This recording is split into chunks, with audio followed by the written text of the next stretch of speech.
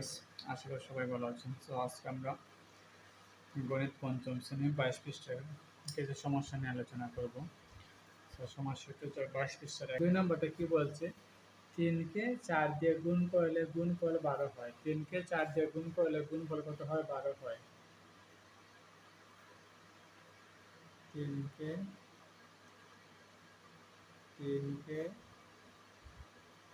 4 দ্বারা গুণ করলে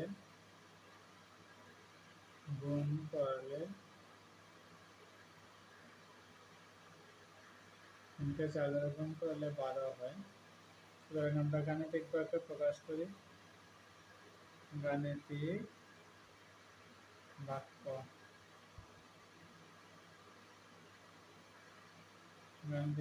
সমান হচ্ছে কিরকম?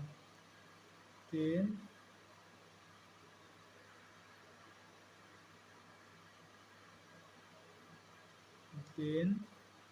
গুণ 4 সমান 12। সুতরাং বাক্যটি সঠিক। সুতরাং বাক্যটা আমরা জানি 3 আর 4 গুণ করলে 12 হয়, যেটি সত্য বা মিথ্যা নির্ণয় করা যায়। যেটাকে সত্য বা মিথ্যা নির্ণয় করা যায়। আমরা গাণিতিক বাক্য বলতে কি বুঝি? যে এটা হচ্ছে কি এই খোলা বাক্য, সত্য বা মিথ্যা। গাণিতিক বাক্য বা বন্ধ বাক্য বলতে আমরা কি বুঝি? যেটা হচ্ছে সত্য বা মিথ্যা নির্ণয় করা যায়। সুতরাং বাক্যটির গাণিতিক বাক্য। গাণিতিক বাক্য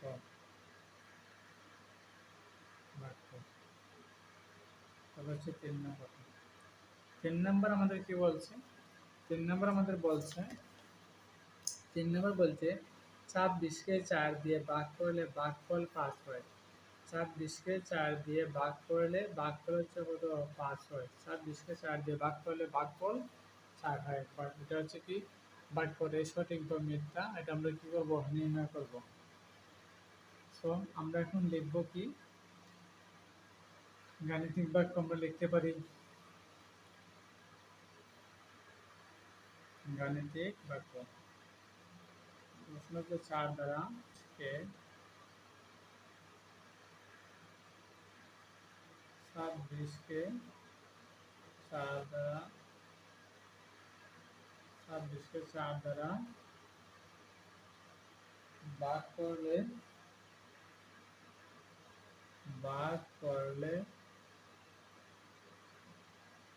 ভাগফল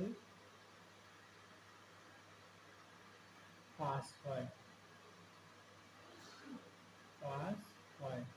এটাকে আমরা কি করবো? গাণিতিক বাক্যে রূপান্তর করবো। আমরা লিখবো যে গাণিতিক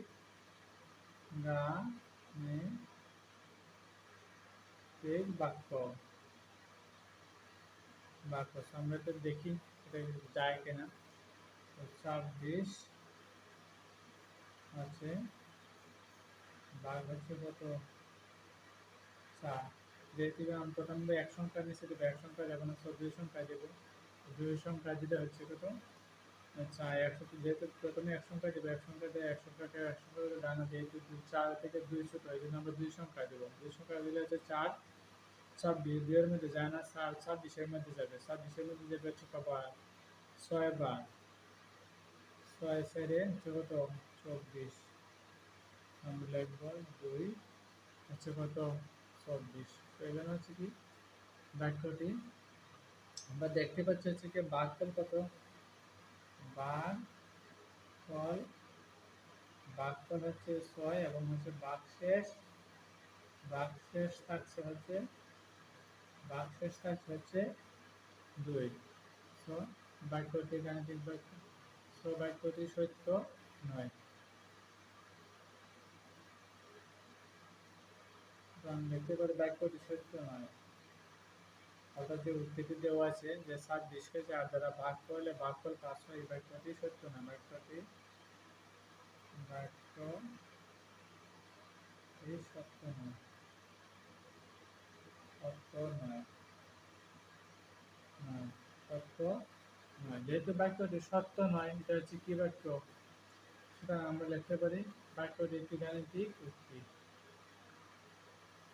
বাক্যটি একটি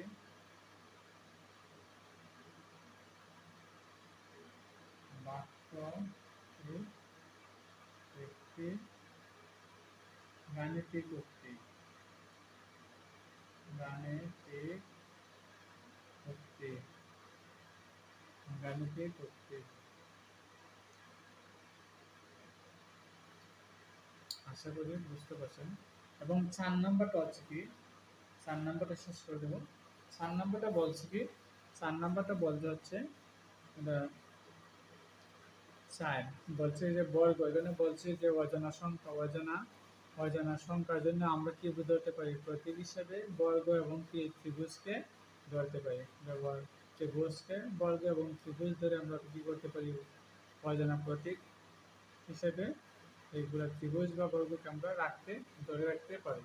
সো আমরা এই জন্য লিখছি যে চতুর্ভুজ অর্থাৎ বর্গ, বর্গ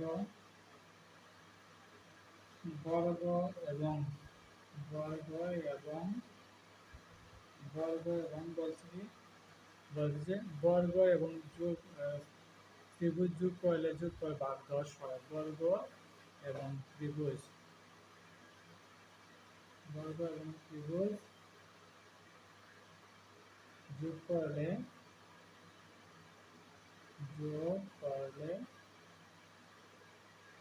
ত্রিভুজ বর্গ এবং ত্রিভুজ যোগ করলে কত হয়, বর্গ এবং ত্রিভুজ যোগ করলে 10 হয়, 10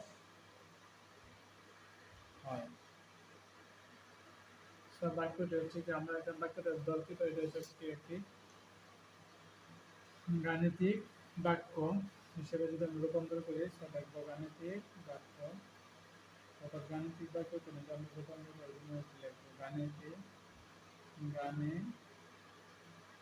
বাক্য। বাক্য যদি রূপান্তর করি, ত্রিভুজ চতুর্ভুজ, চতুর্ভুজ যোগ হচ্ছে কত, ত্রিভুজ সমান হচ্ছে 10, সমান হচ্ছে কত, 10। সুতরাং বাক্যটি এটা হবে একটি কি, এই বাক্যটি হবে হচ্ছে একটি খোলা বাক্য।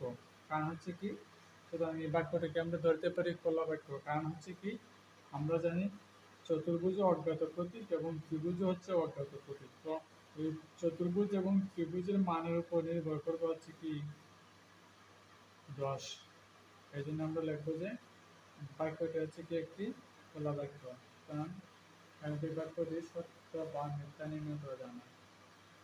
যেহেতু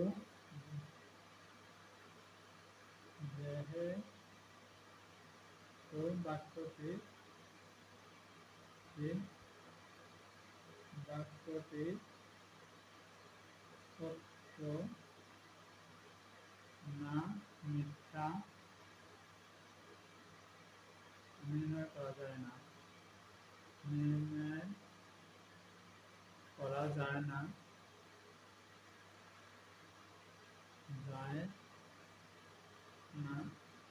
নির্ণয় করা যায় না।